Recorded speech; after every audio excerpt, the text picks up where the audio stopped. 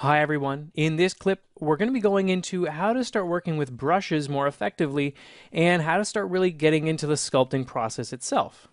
So first off, we've got our mesh. We want to start sculpting it a bit more, but we were only sculpting one side, and if we had to start sculpting in the other side, we could do that, but it's just going to start getting pretty time consuming to start to block in all those various different pieces. We could start to speed this up quite a bit more.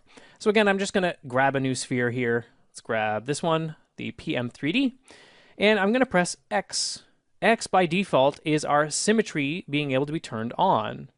So that's going to allow me to start using symmetry on my mesh. So when I start to sculpt, I'll start to create the kinds of shapes that I want right away on both sides. So that is hugely useful for me.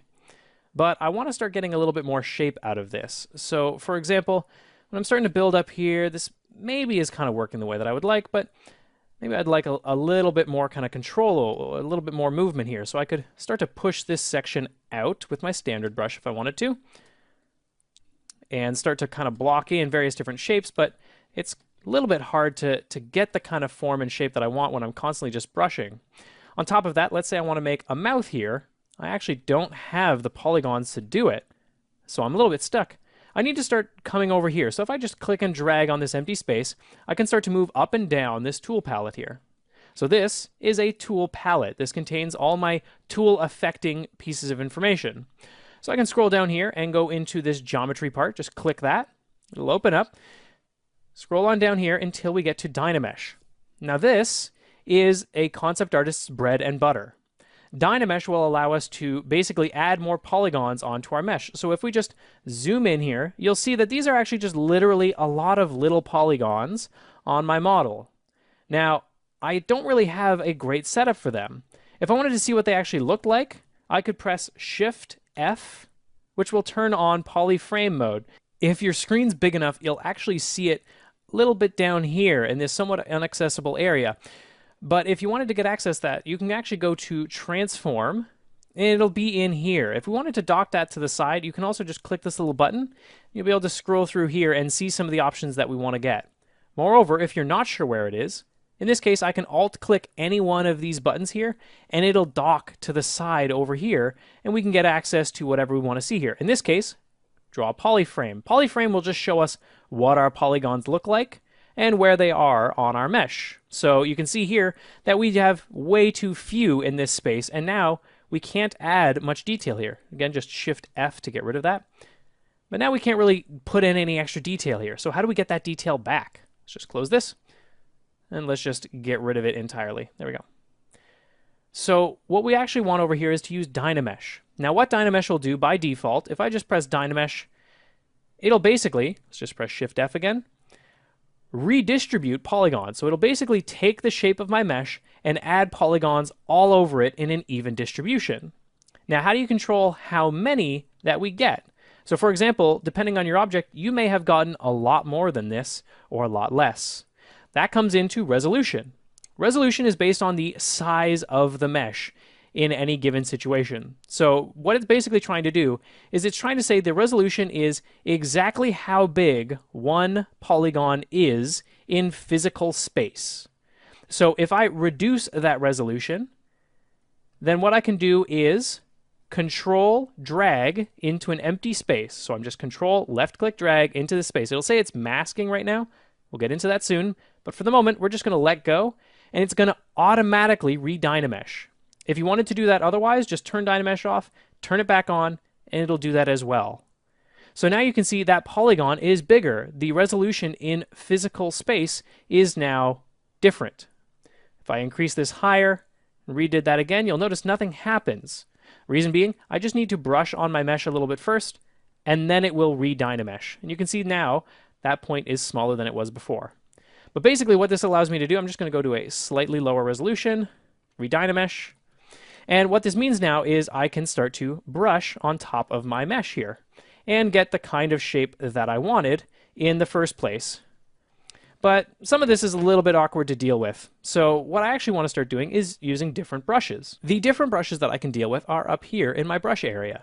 So if I click this, then immediately I'm going to see all the different kind of brushes that I can work with. So the ones that I find that are very useful is, first off, clay buildup. So let's just click clay buildup here. And what this does is basically just starts to block in these big, large, simple shapes. The best way to work this brush is to basically carve over certain spots going into somewhat the shape that you're trying to work with here. So if I wanted to carve in here a little bit more or build up this space, this brush tends to work really well. Because basically what it's going to do is standard brush tends to sort of push the underlying geometry up, whereas clay buildup tends to create just new shapes on top. It has very, very simple sort of formatting to it. I do like the intensity to be quite a bit lower because this tends to work a lot more like a carving brush. It creates big, simple shapes right away and carves into surfaces. Now that can tend to mean that it's going to destroy certain details that you've built up, but it can tend to create some really, really interesting shapes for you right away. Now, I'm not really building with anything in particular in mind here, just trying to block in some big, simple shapes here.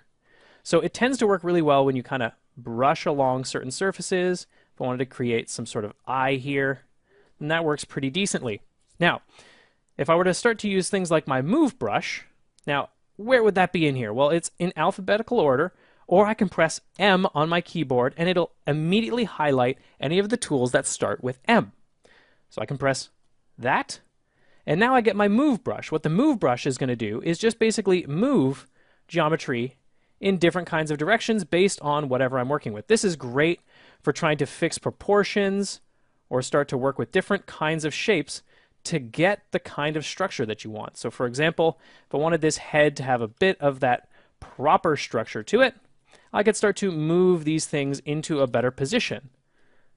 And that way, I could start to fundamentally change the structure of this head much faster than if I was trying to do it otherwise. So I'm just changing the structure here in a much more manageable way.